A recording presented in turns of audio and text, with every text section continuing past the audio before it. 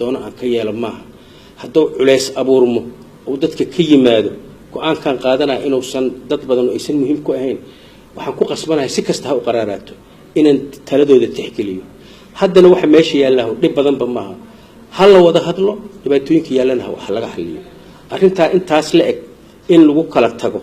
oo dawladda mataqaan Hirshabelle dhexdeeda fidna ay ka dhaxdhacdo oo la kala hadlo oo mushkilad dhacdo ilaa dad baa qaba maxaa loo hadli lahayaa arrintaas marka saas ayaa keentay sidan idin sheeganay dhibaatooyinka jira oo ma aha dhibaatooyin hal maalin ku xalisma waxaan diyaar u nahay inaan dawladda engage gareyno kala hadalno kala shaqeyno dhibaatooyinka annaga noo gaarka oo culayska gaarka nagu hayo in la xalliyo arrinta galmudug dhibaatada ay nagu hayso iyo culayska ay nagu hayso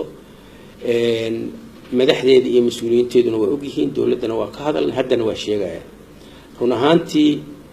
dhibaato ka jirta galmudug haddaanan la xallin Hirshabelle nabad ka jiri mayso hatta xamar ka jiri mayso nabad sidaas daraadeed galmudug yaan la fududaysanin arrinta galmudug annaga dhibaatay lagu haysaa khilaaf wax lagu maxalliyo cid kasta oo caqli leh iyo cid kasta oo wanaag leh iyo cid kasta oo mas'uuliyad haysaa qayb ha ka qaadato sidii muxuu ahay arrintaas wax looga xalli lahaa annaguna Hirshabelle ahaan guud ahaan muxuu ahay guddoonka baarlamaanka runtii waa nin aad muxuu ahay tiimkan Sunna wal Jamaa aad ugu dhow oo wax ka gala guddoomiyaha baarlamaanka xaladana ka wada hadlayna annagu waxaan diyaar u nahay wax alla waxaan ku beeri karno galmudug in la xalliyo inaan ka qayb qaadano isafgaradkaas inuu mira dhalo saaxiibadayna ay qancaan annaguna aan example noqono wada hadalkuna inuu faa'iido leh ay soo baxdo waxay ku xiran tahay darafka dawladda waxaan rajaynaynaa dawladdu inay ka mira dhaliso wada hadalladaas dhibaatooyinka aan sheeganan ay wax nagala qabtaan haddii ay wax nagala qabtaan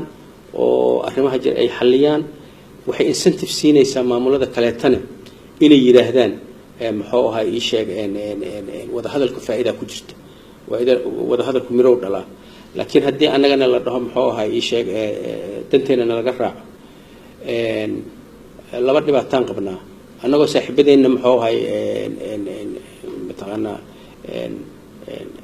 yani ballantii uga baxayo mataqaana aan muxuu ahaa aan ishaysano aan ahaano head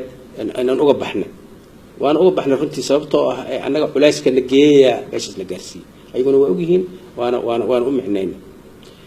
laakiin hadday haddana ka mira dhali waayaan waa laba geeriyaad waay marka arrintaas inay faa'iido dhasho waxaan rajaynaynaa niyad wanaagga nala tuso inay ka dhalato